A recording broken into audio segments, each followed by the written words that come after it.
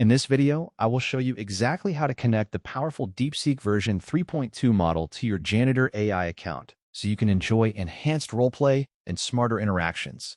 First, you need to head over to the DeepSeek website to create an account if you have not already done so.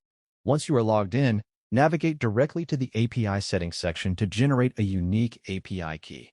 Make sure to copy this key immediately and store it in a safe place because you will not be able to see it again for security reasons.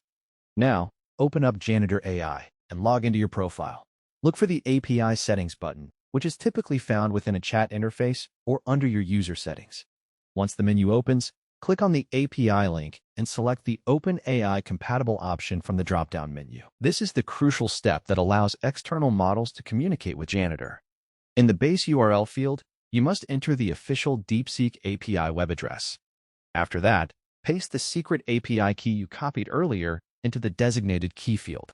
To finalize the setup, click on the Select Model button and manually type in DeepSeek version 3.2 to ensure the system recognizes the specific version you want to use. Save your settings and try sending a message to a character. You should notice a massive improvement in logic and creativity. If you run into any errors, double-check that your API key is correct and that you have enough credits in your DeepSeek account to run the model effectively.